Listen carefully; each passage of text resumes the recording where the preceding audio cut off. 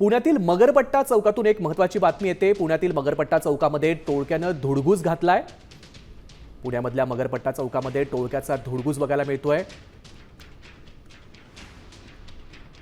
पुण्यातील मगरपट्टा चौकात टोळक्यानं धुडगूस घातलाय। 7 ते 8 जणांच्या टोळक्याकडून शिवीगाळ करण्यात आली आहे, मारहाण करण्यात आली आहे, तसंच जीवे मारण्याची धमकी देखील देण्यात आली आहे। या टोळक्यानं केवळ दहशत निर्माण केली नाही तर दुकानाची तोडफोड देखील केली आहे।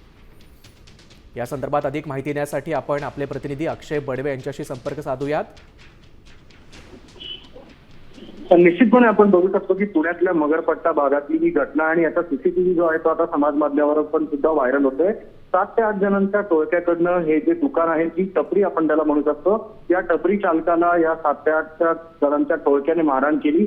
अतिशय क्षुल्लक कारणामुळे आज त्यांच्यामध्ये वाद झाला आणि त्यानंतर या टोळक्याने या टपरी चालकाला ते शिवीगाळ करत त्याच्यावर प्राणघातक हल्ला देखील केलेला आहे। या संपूर्ण घटनेची आता कारवाई जी आहे ती पोलिसांकडनं सुरू आहे आणि लवकरच हे सगळे आरोपी जे आहेत ते देखील ताब्यात घेतले जातील असं आश्वासन पोलिसांनी दिलं।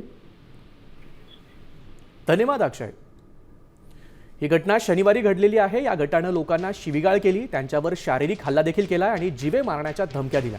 त्यांनी एका दुकानाची तोडफोड केली आहे, ज्यामुळे मालमत्तेचं नुकसान झालंय। या घटनेमुळे परिसरात घबराटीचं वातावरण निर्माण झालंय आणि स्थानिकांनी सार्वजनिक सुरक्षेबाबत तीव्र चिंता व्यक्त केली आहे।